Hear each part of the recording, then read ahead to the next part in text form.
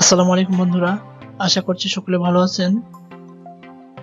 আপনারা জানতে চেয়েছিলেন কিভাবে পিসিতে স্ক্রিনশট নিতে হয়, তো আমি আজকে দেখাবো কিভাবে পিসিতে খুব সহজেই স্ক্রিনশট নেওয়া যায়।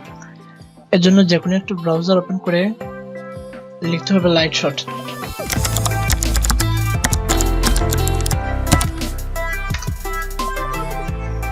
দেখুন এখানে আমি lightshot লিখে সার্চ করার সাথে সাথে প্রথম যে লিঙ্কটা আছে এটাতে ওপেন করব।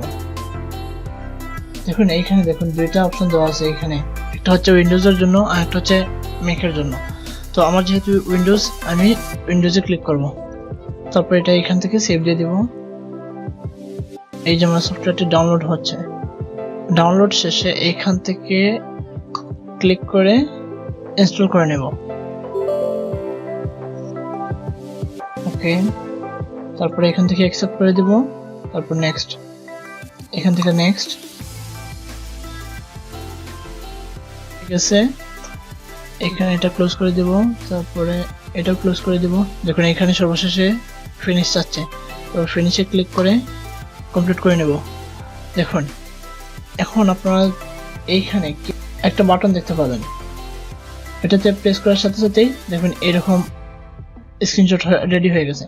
এখন আপনার যেখান থেকে ইচ্ছা সেখান থেকে সিলেক্ট করে আপনি আপনার ইচ্ছা মতো স্ক্রিনশট নিতে পারবেন। যেমন ধরেন যদি ফুল স্ক্রিন নিতে চাই তাহলে এই কর্নার থেকে টেনে এইভাবে পুরো স্ক্রিনটা সিলেক্ট করে নিব। তারপর এই যে এখানে দেখুন কিছু অপশন আছে, এগুলো আপনারা যত ঘাটাঘাটি করবেন তত ভালো জানতে পারবেন। যেমন আমি যে একটা দেখাচ্ছি, যেমন এই যে এখানে একটা বক্স, একটা রেক্টেঙ্গুলার টুল আছে। যেমন ধরেন আমি এইখানে এই ফাইলটা সিলেক্ট করব, আলাদাভাবে একটা মার্ক করতে পারি, এইভাবে আর কি। তো আপনারা যদি এগুলা নিয়ে একটু ঘাটাঘাটি করেন তাহলে খুব ভালোভাবে শিখতে পারবেন।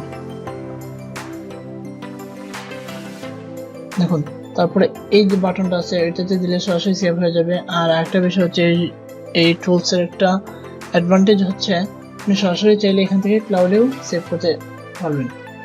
তো আমি এখান থেকে সেভ দিয়ে দিচ্ছি, অথবা এখানে রাইট ক্লিক করেও আপনি কপি, প্রিন্ট অথবা সেভ করতে পারেন। যে আমি এখানে সেভ করে দিলাম। এখন কোন জায়গায় সেভ হবে এটা এখানে আমার আমি সিলেক্ট করে দিলে এখানে সেভ হয়ে যাবে। দেখুন সেভ হয়ে গেছে।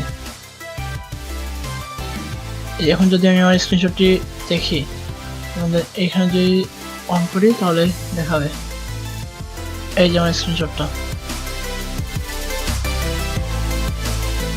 তো বন্ধুরা আজকের টিউটোরিয়ালটি এতটুকুই, পরবর্তীতে আবার দেখা হবে অন্য কোনো টিউটোরিয়ালে। ততক্ষণ পর্যন্ত ভালো থাকবেন এবং সাবস্ক্রাইব করে পাশে থাকবেন। ধন্যবাদ।